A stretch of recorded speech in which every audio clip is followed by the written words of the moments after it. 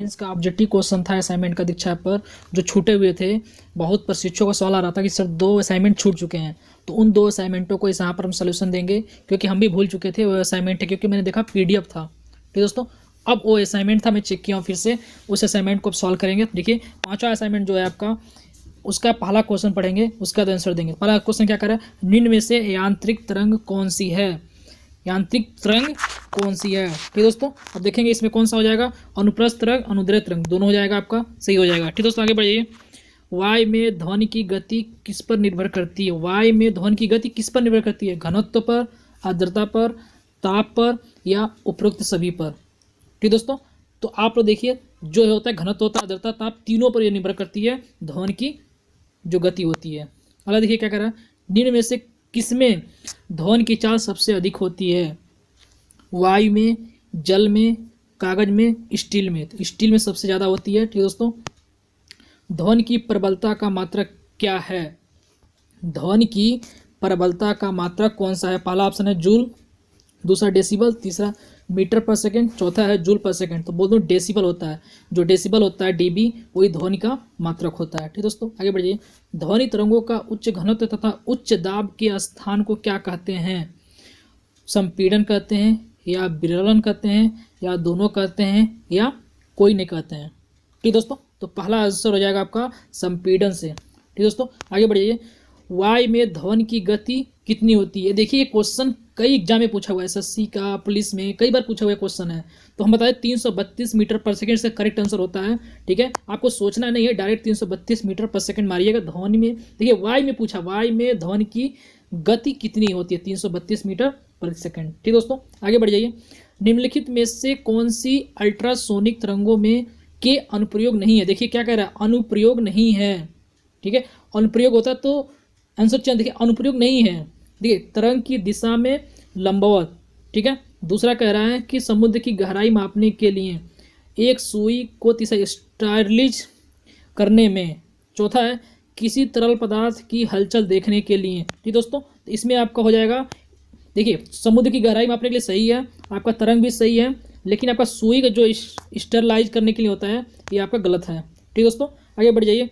अनुप्रस्थ तरंगों में माध्यम के कट दोलन करते हैं। पहला है तरंग की गति की दिशा के लंबवत, अगला तरंग की दिशा के समांतर, अगला देखिए तरंग की दिशा से 120 डिग्री के कोण पर, अंतिम कोई नहीं। तो इससे पहला बता दें, पहला आंसर सही रहेगा तरंग गति की दिशा के लंबवत, यानी 90 डिग्री पर। ठीक दोस्तों, ध्वनि की जो चाल होती है सबसे अधिक किस में होती है? ध्वनि की चाल सबसे अधिक किस में होती है? ठोस में होती है, या द्रव में, या गैस में, या बराबर होती है? तो ठोस में सबसे ज़्यादा होता है। ठीक दोस्तों, आगे बढ़िए। देखिए वायु में ध्वनि की तरंग होती है, वायु में ध्वनि की तरंग किस में होती है? केवल अनुप्रस्थ में, केवल अनुदैर्ध्य में, विद्युत चुंबकीय तरंग में, अनुप्रस्थ और अनुदैर्ध्य तरंग दोनों में होती हैं। किस में होती हैं? तो आपका ऑप्शन नंबर हो जाएगा चौथा, अनुप्रस्थ अनुदैर्ध्य दोनों तरंगों में होती हैं। ठीक दोस्तों, आगे बढ़ जाइए आप लोग। देखिए 10 क्वेश्चन था, 10 क्वेश्चन हम लोग सॉल्व किए हैं, और इसको हम लोग क्या करेंगे, डाटा पहुंचाने के लिए सर्वर तक क्या करेंगे, सबमिट कर देंगे। सबमिट करने के बाद हम लोग देखेंगे हम लोग का आंसर कितना सही हो गया। 10 में से 10 सही हो गया। फिर दोस्तों अब हम लोग बढ़ जाएंगे अगले असाइनमेंट पर, जो छूटे हुए हैं। ये 5वां असाइनमेंट था, अब अगला देखिए कौन सा छूटा हुआ है, उसको हम देखेंगे, फिर हमारा साइंस का चैप्टर समाप्त हो जाएगा। ठीक दोस्तों, छूटा हुआ जो चैप्टर था नौवां असाइनमेंट हम लोग करेंगे। 5वां भी छूटा हुआ था, 5वां कर लिए। बहुत प्रशिक्षु का सवाल था कि सर दो असाइनमेंट छूट चुका है, हमने ध्यान नहीं दिया उस पर, तो अब मैं ध्यान दिया हूँ, अब मैं इसको करवा रहा हूँ। ठीक दोस्तों, एक तो कर दिया, अब दूसरा कर रहे हैं। देखिए क्या कह रहा है, पहला क्वेश्चन कह रहा है कि एक पेड़ के एक सेब गिरने से शामिल बल होता है। देखिए एक सेब जो गिरने से शामिल बल होता है, कौन सा बल होता है? गुरुत्वाकर्षण बल। ठीक दोस्तों, तो कौन सा ऑप्शन हो जाएगा हमारा? गुरुत्वाकर्षण बल, चौथा ऑप्शन सी हो जाएगा। आगे बढ़िए, आगे क्या कर रहा है पढ़िए। अगला क्वेश्चन कर रहा है कि जमीन पर लुढ़कती एक गेंद धीमी हो जाती है और अंत में रुक जाती है, क्योंकि देखिए उसमें क्या होता है, जैसे घर्षण बल होता है ना, घर्षण देखेंगे उसमें क्या होता है कि मतलब कोई चीज़ जाती रहती है अपने आप, जैसे साइकिल चलाते हैं ना, तो अपने आप कुछ समय बाद अपने आप रुक जाता है, तो उसमें कौन सा बल लगता है? घर्षण बल लगता है। ठीक दोस्तों, तो यहाँ पर तीसरा ऑप्शन हमारा सही हो जाएगा। अगला देखिए क्या कह रहा है, जब नींबू के रस को खाने के सोडे में पर डाला जाता है, तब उसमें तेज उत्पन्न होता है, क्योंकि उसमें उत्पन्न गैस कौन सी होती है? हाइड्रोजन, ऑक्सीजन, कार्बन डाइऑक्साइड, या इनमें से कोई नहीं। ठीक दोस्तों, तो कार्बन डाइऑक्साइड के कारण क्या होता है? उसमें तेज उत्पन्न होता है। ठीक दोस्तों, अगला ऑप्शन चलिए। ऐसे लवण का नाम बताइए जिसका जलीय घोल नीले रंग के लिटमस पेपर को लाल रंग में बदल देता है। ठीक दोस्तों, याद रखिएगा क्या कह रहा है, जलीय घोल नीले रंग को, जो नीला रंग होता है वो लिटमस को क्या कर देता है, लाल कर देता है। तो पहला ऑप्शन देखिए क्या है, सोडियम एसिटेट नहीं है, पोटेशियम भी नहीं है, पोटेशियम भी नहीं है, और आपका अमोनियम सल्फेट, ये सही अपना ऑप्शन है। ठीक है, अगले बढ़िए, अगले देखिए, सूर्य से पृथ्वी पर ऊष्मा का संचरण किस विधि के द्वारा होता है। सूर्य के पृथ्वी पर ऊष्मा का संचरण किस विधि के, चालन के द्वारा, संवहन के द्वारा, या विकिरण के द्वारा, या उपरोक्त तीनों विधि। नहीं, विकिरण के द्वारा होता है हमारा। ठीक है दोस्तों, तो आगे बढ़िए। पहला क्या कह रहा है, उबलते जल की अपेक्षा भाप से जल पर अधिक कष्ट होता है, क्योंकि जल की अपेक्षा भाप की गुप्त ऊष्मा बहुत अधिक होती है। ठीक दोस्तों, क्या होती है, बहुत अधिक होती है, इसीलिए वो ज़्यादा गर्म होता है। ठीक दोस्तों, तो कौन सा ऑप्शन हमारा सही हो जाएगा, पहला तो होगा नहीं, क्या हो जाएगा, दूसरा सही हो जाएगा हमारा।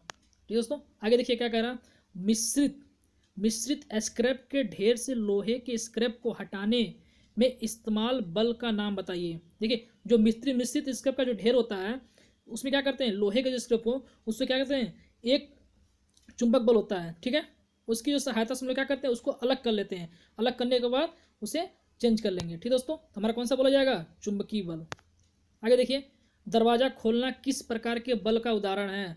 देखिए, जो दरवाज़ा खोलते हैं उस पर कौन सा बल लगता है, संपर्क बल लगता है। किसी चीज़ को हम पकड़े मतलब अपना हाथ लगाएंगे तो क्या हो, संपर्क में आएंगे तो संपर्क बल लग जाएगा। ठीक दोस्तों, आगे बढ़िए, अगला देखिए क्या कह रहा है कि एक ईंट को टेबल के दो अलग अलग तरीकों पर रखा जाता है, जैसा कि नीचे दिखाया गया है। अब देखिए यहाँ पर क्या दिया हुआ है, इसको नीचे कर लीजिए, दिखाया जाएगा। ठीक दोस्तों, अब लगाया गया दबाव, क्या हो जाएगा आपका, स्थिति ए में अधिकतम होगी, स्थिति बी में अधिकतम होगी। देखिए दो दिया हुआ है, 1 और 2, कहाँ पर अधिक लगेगी, देखिए दोनों मामलों में बराबर होती है। देखिए स्थिति ये जो होता है ना वो थोड़ा लंबा है, चौड़ा मतलब लंबा, ऊंचाई नहीं है, थोड़ा लंबा है, तो कौन सा ऑप्शन हो जाएगा, ए में अधिकतम लगेगी। ठीक दोस्तों, अगर देखिए, चंद्रमा पर कोई अंतरिक्ष यात्री नली की सहायता से नींबू का शरबत नहीं पी सकता है, क्यों, क्योंकि चंद्रमा पर घनत्व के कारण त्वरण कम होता है, चंद्रमा पर कोई वायुमंडल नहीं है, चंद्रमा पर नींबू के शरबत की त्वरित वाष्पीकरण हो जाता है, या फिर इनमें से कोई नहीं। ठीक दोस्तों, तो चंद्रमा पर कोई वायुमंडल नहीं है, कोई एटमॉस्फेयर नहीं है,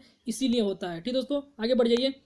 देखिए 10 ही क्वेश्चन थे इसमें भी, तो 10 क्वेश्चन का आंसर हम लोग दे दिए हैं, 0 स्किप किए हैं। सबमिट करिए, देखिए क्या आंसर आ रहा है आपका, 10 में से कितने मार्क्स मिलते हैं आपको, 10 में से 10 पूरा करेक्ट हो गया। तो दोस्तों ये रहा आपका जो छूटे हुए 2 असाइनमेंट थे, कंप्लीट कर दिया सर 10 का, और मैं अगला असाइनमेंट अभी डालने वाला हूँ 2 घंटे बाद। ठीक दोस्तों, आई होप ये बात आप लोग को समझ में आ गया।